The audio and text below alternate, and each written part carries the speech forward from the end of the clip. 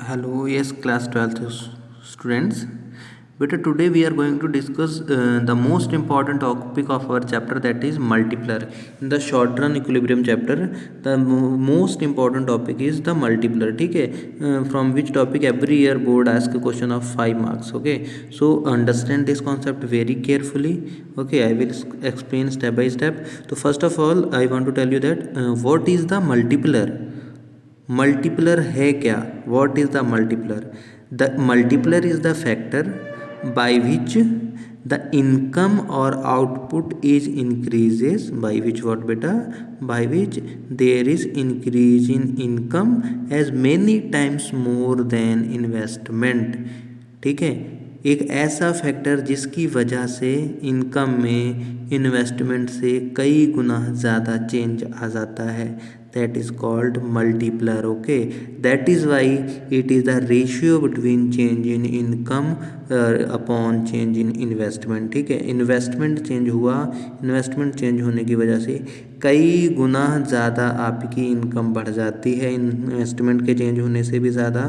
तो जो फैक्टर है जिसकी वजह से ये इनकम बढ़ जाती है, ठीक है, इन्वेस्टमेंट के चेंज होने से, that is called multiplier. Okay, that is why it refers to number of times by which income increases exceeds the increase in investment. Okay, कि कितने टाइम गुना हमारा इनकम ज़्यादा हुआ है इन्वेस्टमेंट से, उसका जो रेशियो इंडिकेट करेगा that will be multiplier. Okay, I think सभी को ये समझ में आ गया होगा.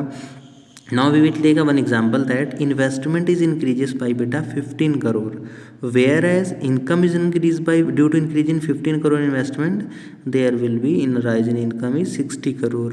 So the ratio between change in income and with respect to change in investment is called multiplier. ठीक है, जैसे कि हम लोग सभी जानते हैं कि आपको 100 करोड़ बनाने के लिए जितनी ज़ीरो चाहिए, ठीक है, उसके बाद जितनी मेहनत करनी पड़ेगी, ठीक है, उसके बाद में 100 करोड़ से अगर आपको 1000 करोड़ बनाना है तो वक्त नहीं लगेगा. ठीक है, वो अपने आप ही गुना हो जाएगा. ओके, सो नेक्स्ट पॉइंट हम लोग बात करते हैं वो है relationship between multiplier and MPC. बेटा मल्टीप्लर में और इसमें क्या रिलेशनशिप है? There is multiplier higher value of MPC higher the multiplier. बेटा जितना मार्जिनल प्रोपोर्शनिटी टू कंज्यूम हमारा ज़्यादा होगा, ठीक है, क्या होगा, जितना हमारा मल्टीप्लर क्या होगा बेटे, ज़्यादा होगा. ठीक है, higher the multiplier value of MPC higher the multiplier. Okay, so that is why there is a formula that whenever we will divide the value from of remaining 1 minus MPC by 1, then we will also get multiplier. तो मल्टीप्लर के यहाँ 3 फॉर्मूले आपके पास आएंगे, एक और आएगा अभी. जैसे पहला मैंने बताया k is equal to delta Y upon delta I. Second formula आपके पास जब एमपीसी से रिलेशनशिप में आता है, ठीक है, एमपीसी क्या है बेटा, change in consumption upon change in income. ठीक है, हमें चेंज इन इनकम को इन्वेस्टमेंट से दिखाना है, इसलिए हमने एमपीसी को माइनस करा 1 से. ठीक है, और तीसरा फार्मूला हमारा हो जाएगा k is equals to 1 upon MPS, because we know very well MPC plus MPS कितना होता है, 1 होता है. ठीक है, तो 1 minus MPC is equals to MPS हो जाएगा. तो this is the second formula. So from here you can also see here k is equal to delta Y upon I है, 1 अपॉन 1 माइनस एमपीसी किस तरह से आया है बेटा. ठीक है, अब देखिए y इज इक्वल टू क्या होता है बेटा, c प्लस आई भी होता है. Okay, delta y is equal to delta c plus I हो जाएगा. ठीक है बेटा, और डेल्टा आई का फॉर्मूला क्या होगा, delta Y minus C. Delta Y minus C, I की वैल्यू जो है वो delta I equal delta Y minus delta C हो जाएगा.